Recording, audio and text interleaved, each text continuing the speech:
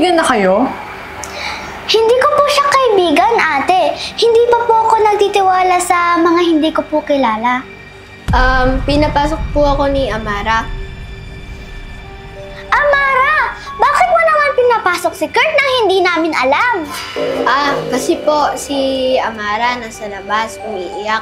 Akala niya daw po kasi galit daw po kayo sa kanya. Muntik na nga po siyang masagasaan ng kotse.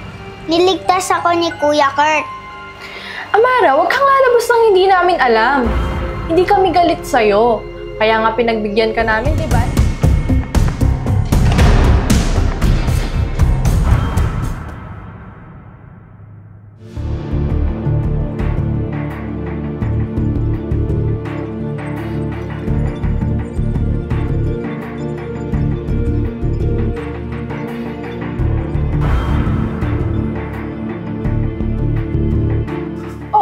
Selos ka, no? Dahil mas malapit si Amara kay Kurt.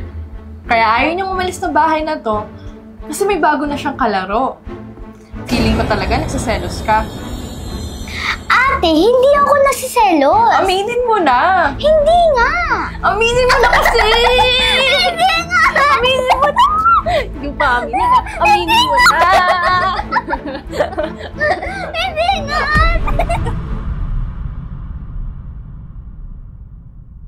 Amara, may plano tayo kay Luna.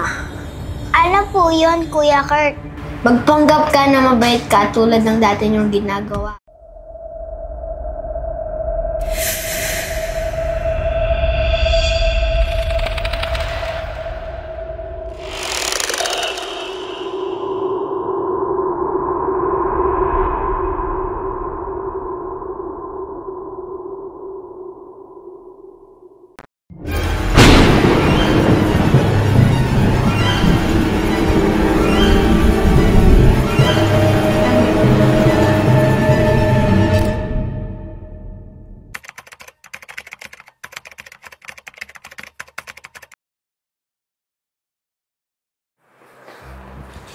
Oh, Amara, Luna, mag-ingat kayo sa pupuntahan niyo, ha? Ate, sumama ka na kaya? Huwag na. Ano? Amara, bakit ayaw mo kasama si Ate Alexa din? Diba aalis ka din? Oo, aalis din kasi ako mag-grocery. Ate, edi samahan ka muna namin, di ba, Amara? Huwag na. Bakit ayaw mo? Dati, lagi kang nakikipag-unahan para makakuha ka lang ng mga candy. Tas ngayon, ayaw mo na? Kasi, naghihintay na si Kuya Kurt. Tama, baka naghihintay na rin si Kurt. Basta yung lagi kong bilin sa inyo, ha? Huwag lalapit at huwag tatanggap ng pagkain sa mga hindi nyo naman kakilala. Huwag kayong papagabi, ha? Mag-ingat kayo.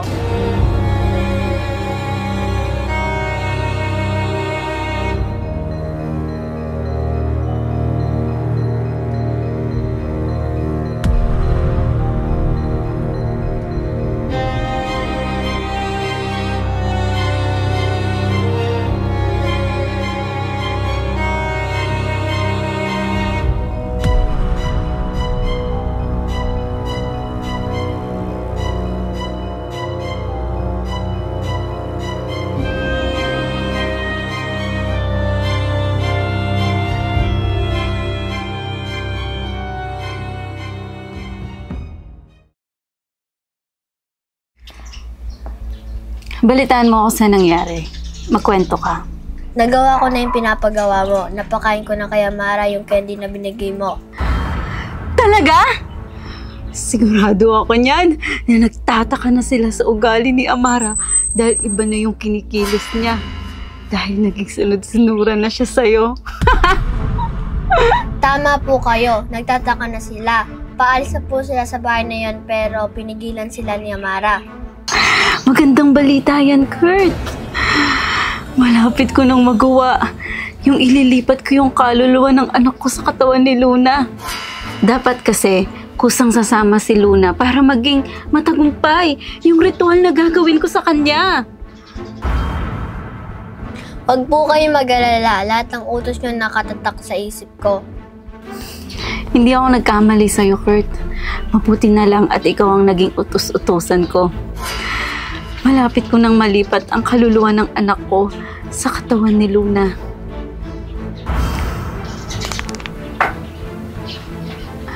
Ang susunod mong plano ay paano mo magiging kaibigan si Luna para kusa siyang sumama sa'yo.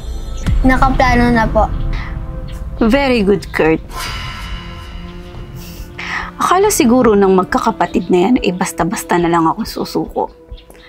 Katapos nila akong itapon sa malayong lugar, hindi ako papayag na hindi ko makukuha ang gusto ko. Dapat makuha ko yung gusto ko.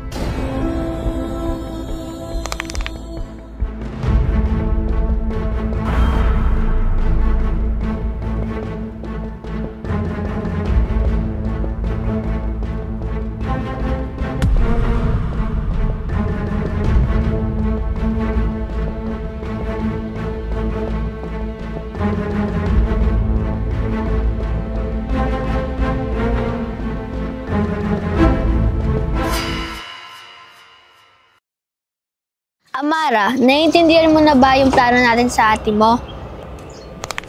Oo. Basta, dapat matuloy yung plano natin. Ha? Anong plano?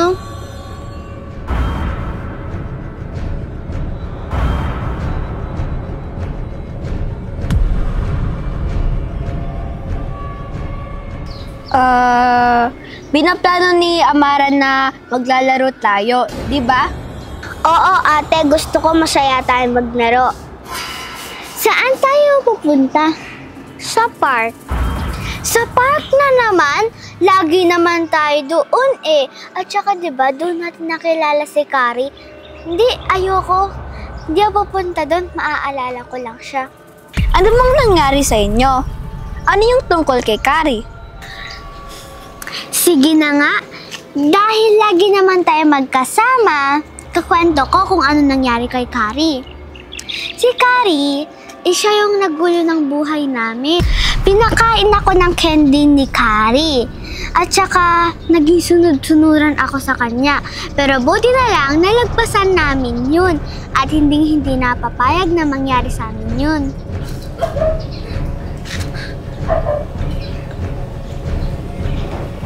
Teka, bakit ako nandito?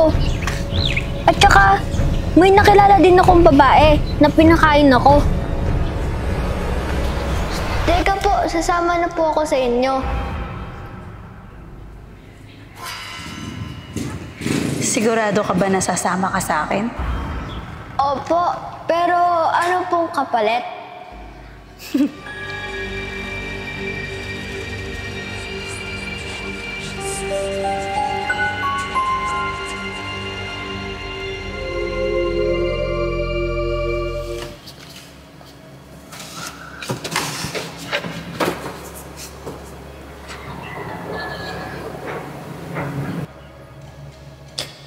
Ay, sorry po, nakatulog po ako. Pero maraming salamat po sa pagkain. Promise po, wag pong yumaman na po ako, babayaran ko po kayo. Sige na po, aalis na po ako. Kurt, huwag kang aalis. Uy, ano nangyayari sa'yo?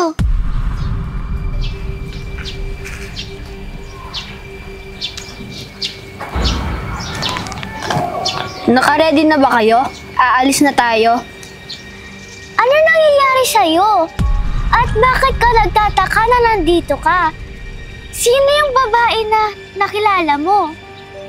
Wala. Huwag mo na pansinin yon. Nagbibiro lang ako. Nakakapanghinala ka. Ate, nagbibiro lang daw siya. Nagbibiro? Nagbibiro lang ako para hindi mo na maisip yung nangyari sa inyo. Tara na, alis na tayo. Nagbibiro lang ako para hindi mo na matandaan yung nangyari sa inyo.